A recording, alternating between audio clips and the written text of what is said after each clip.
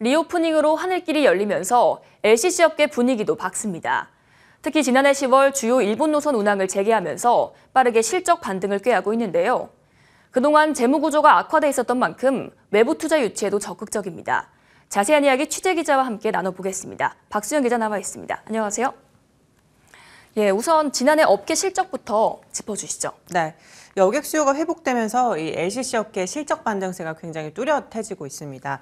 지난해 10월부터 재개된 일본 무비자 입국 때문에 실적 반등이 가속화되면서 4분기 흑자 전환을 속속 내고 있습니다. 국내 양대 LCC 제주항공과 진에어는 지난해 4분기 영업이익을 각각 187억 원, 116억 원을 기록했는데요. 2019년 2분기 이후 무려 15분기 만에 흑자 전환에 성공을 한 겁니다. 제주항공은 지난해 10월 주요 일본 노선 운항을 재개하고 단일 기종을 운영하면서 이 비용 효율화 전략을 펼쳤다. 이것이 실적 반등을 이끌었다고 설명을 했고요. 진에어 역시 일본 동남아 노선 사업량이 늘어나면서 실적이 대폭 개선됐습니다.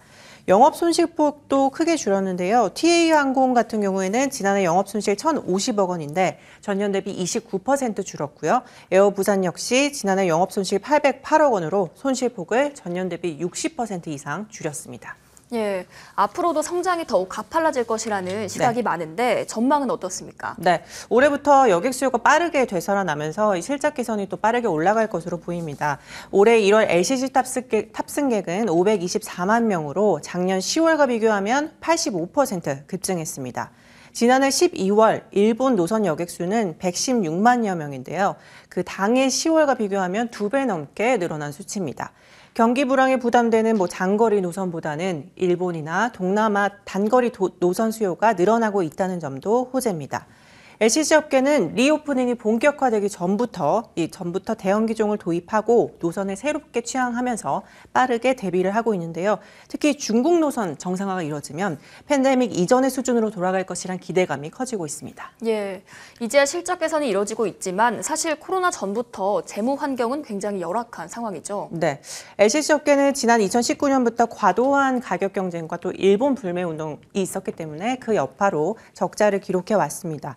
그러다가 코로나19로 직격탄을 맞았는데요. 3년에 가까운 시간 동안 막대한 고정비와 영업 손실을 떠안으면서 재무 구조가 굉장히 악화가 됐습니다.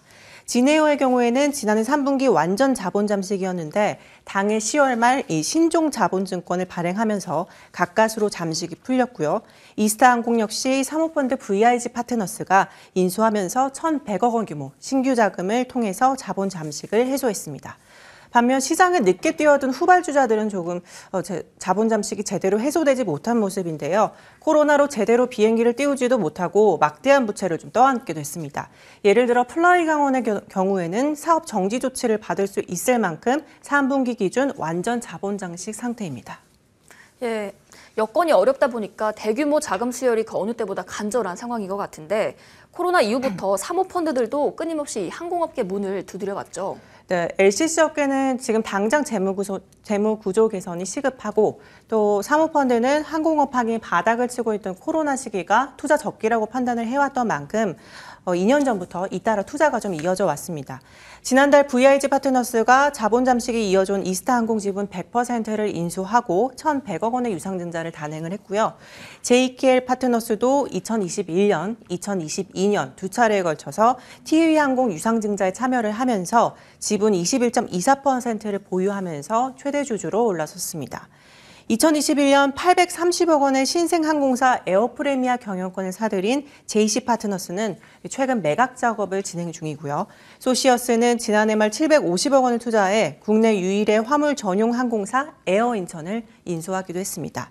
가장 최근에는 플라이강원이 이 삼성 KPMG와 KRM 파트너스를 공동 주관사로 선정을 하고 경영권 변동을 포함한 외부 자금을 유치하는 데 속도를 내고 있는데요. 직접 설명 들어보시죠. 신규 증자를 통해서 자금 투자 유치를 계획 중에 있고 올해 여객기 2대를 추가 도입할 예정이고 화물기 1대를 추가 도입해서 화물 운송 사업을 더 확장해 나갈 계획입니다. 이 대규모 외부 자금이 들어온 만큼 업계 경쟁이 심화되고 또 구조 조정을 통해서 대대적인 업계 재편이 이뤄질 것이다 이런 시각도 있는데요. 네, 사모펀드 자금이 일단 수혈이 되면 악화됐던 재무 구조가 좀 개선될 수 있고 또 효율 경영을 통해서 수익성도 한층 강화될 것으로 보입니다. 올해 흑자손을 목표로 기업들이 한 만큼 실적 개선이 빠르게 개선될 것으로 예상이 되는데 저평가됐었던 기업 가치도 또 빠르게 정상화될 것이라는 기대감이 나옵니다. 하지만 일각에서는 또 안전이 최우선이 되어야 할 기간 산업인 항공산업에 이익 실현을 목적으로 단기 자금이 들어오는 것에 대한 우려의 시각도 존재합니다. 다만 또 위기 상황에서 이 작은 유입은 필수적이고 이를 통해 산업이 정상화될 것이라는 기대감이 나오는데요. 직접 전문가 의견 들어보시죠. 사모펀드 입장에서는 지금이 항공산업 특히 LCC의 기업 가치가 아주 극소화됐다라고 판단해서 들어온 거고요. 예. 그렇게 상황이 변환되고 나면 당연히 재판하는 과정에서 항공산업 특히 LCC 자체의 구조 조정이 좀 더 활발하게 일어나게 되겠죠. 네, 업계는 앞으로 이 대한항공과 아시아나항공의 기업 결합이 완료되면 국내 LCC 시장도 한 차례 재편이 일어날 것으로 보고 있습니다.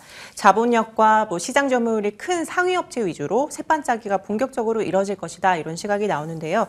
이 침체된 시기를 거쳐서 본격적으로 기지개를 펴고 있는 LCC 업계 재편 움직임 좀 지켜봐야겠습니다. 예, 오늘 정리해 주신 말씀 잘 들었습니다. 고맙습니다.